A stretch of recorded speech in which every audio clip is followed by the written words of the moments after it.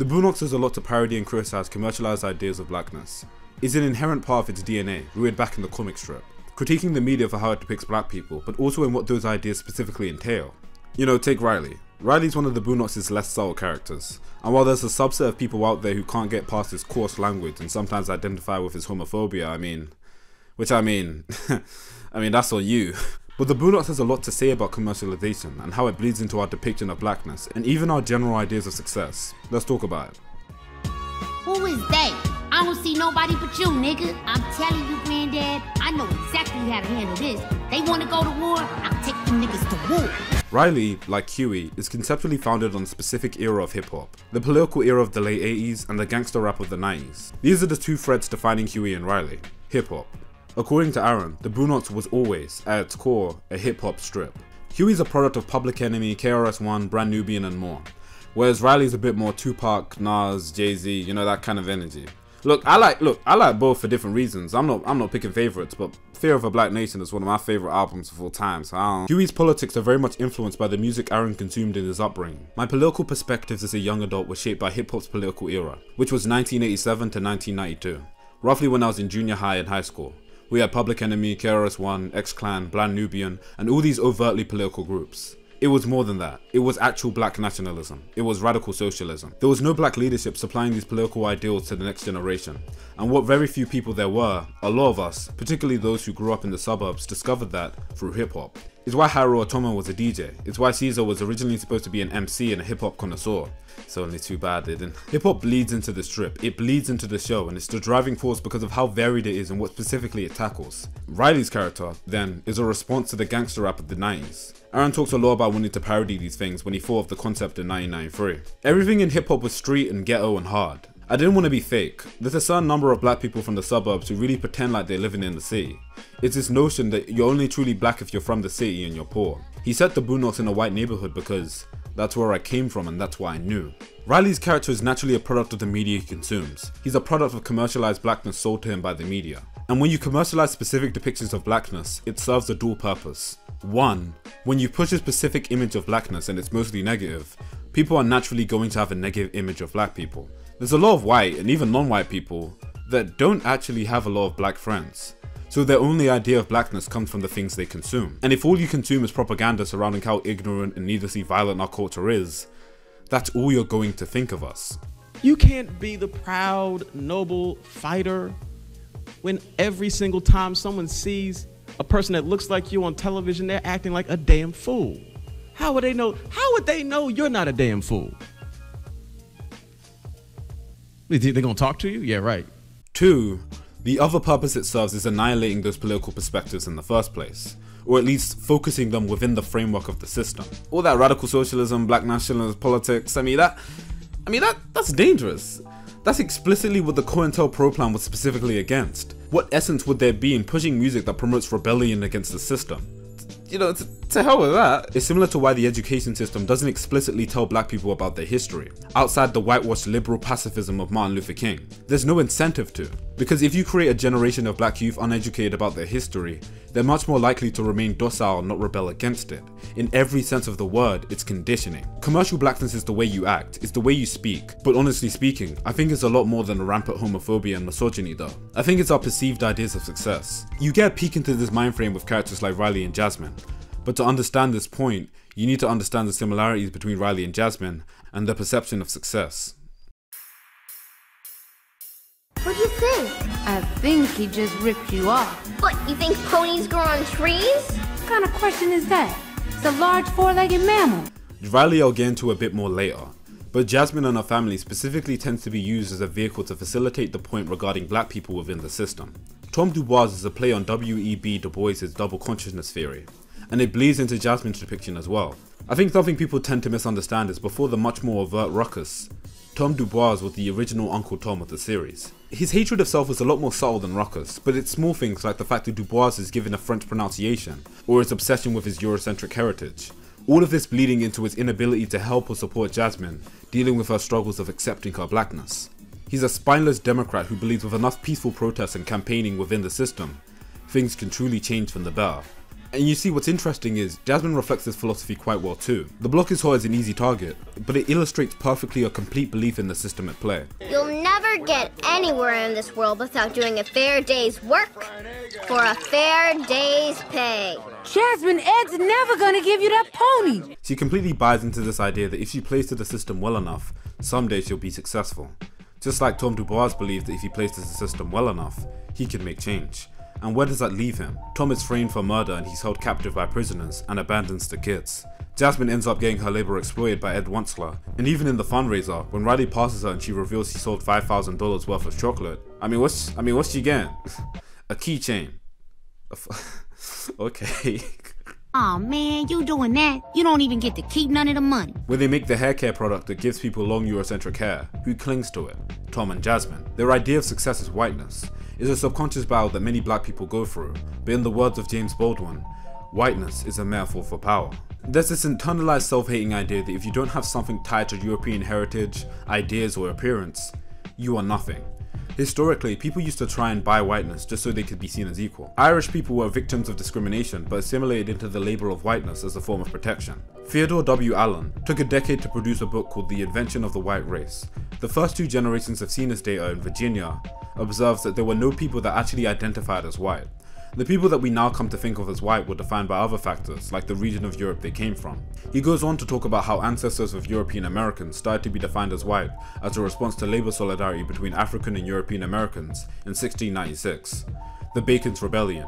It was a multiracial rebellion against the British governor. It was only after this that European elites began issuing privileges to people based on their skin color, like privileged positions in a plantation economy, making it illegal to whip a white Christian, and even making it illegal for a black person to own and employ a white person. Because while white people don't have a monopoly on oppression, and hierarchies run by people other than white people exist with very similar features, it doesn't remove from the fact that whiteness from its inception in slave colonies was a supremacist identity, completely founded on what it was not. When white nationalists come through and they start talking about protecting whiteness, it's about maintaining the white supremacist power structure, whether they realize it or not. Don't get it twisted, whiteness is a metaphor for power. Pro-black doesn't mean anti-white. No, it kind of does.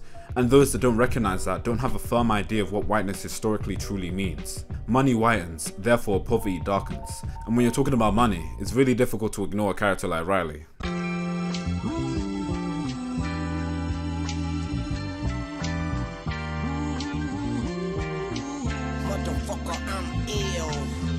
Riley's a lot different but adheres to many similar ideas. Riley's imitation isn't of white people, but the often derogatory image corporations push of blackness. It comes with hypermasculinity, it comes with homophobia, but it also comes with this desire for money and power for the sake of social mobility. Jazmine and Tom DuBois imitate whiteness overtly, in name, in appearance, and specifically in their desire to work for white people. Give their labor to the system. Riley doesn't want to work for anyone, he wants to own it. And on paper, this isn't inherently problematic. Wanting to own your own work isn't a problem. You see a lot of how Riley would operate in this context in the fundraiser. When he achieves this level of success, Riley doesn't forget about his family. He doesn't neglect his friends or the people who got him to where he was. I love to see my niggas on TV shining, cause when they shine, I shine. Sorta. Even Huey, despite being the one doubting all his plans and ideas, is a small detail, but in the scene before the car blows up, you can see Riley bought him a new jacket. It's not just about success, it's about elevating those around you with your success. Supposedly. But say when this kid comes in, attacked and covered in chocolate, what does Riley do? Who cares? Deal with it. Let's get back to making money. Those hair care products might blow up people's heads, but hey, you know, we're making money.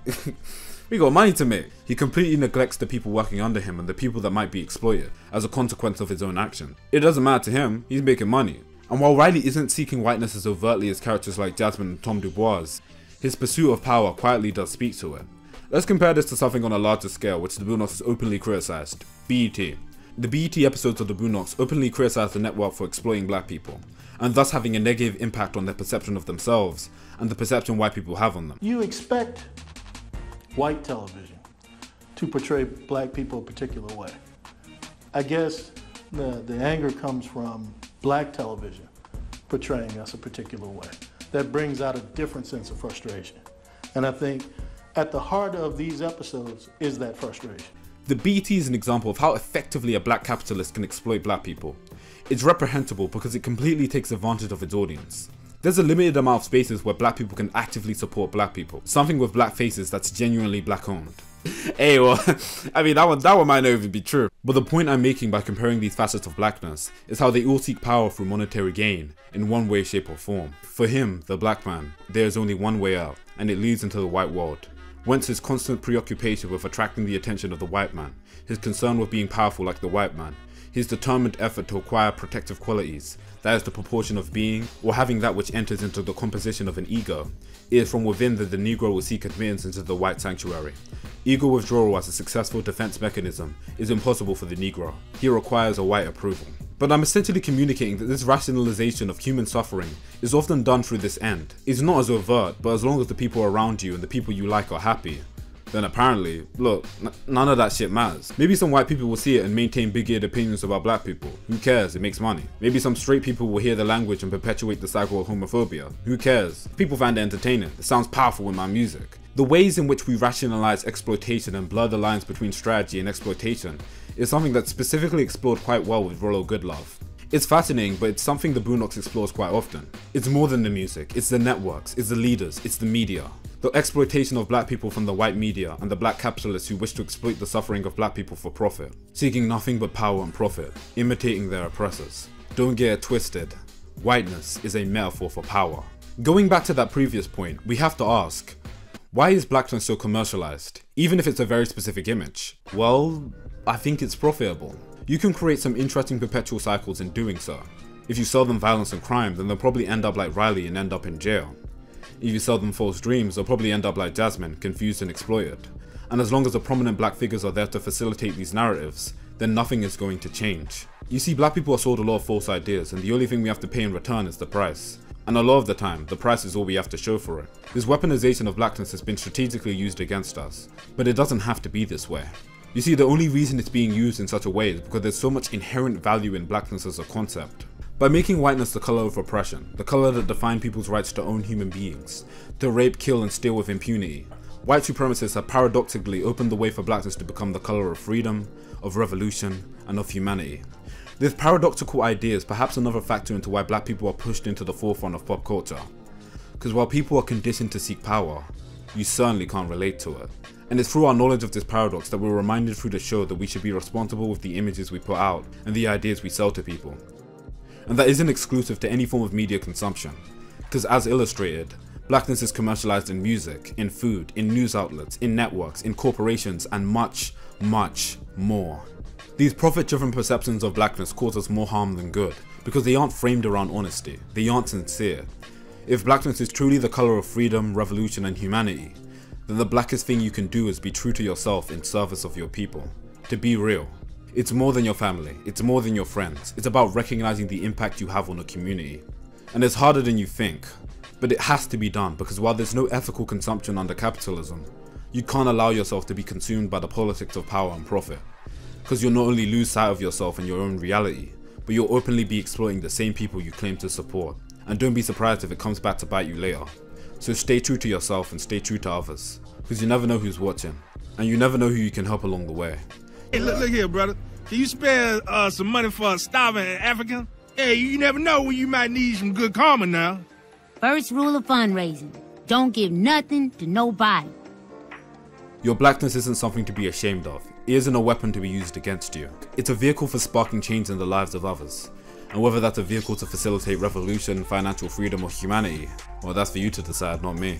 Jumbo, good luck to you.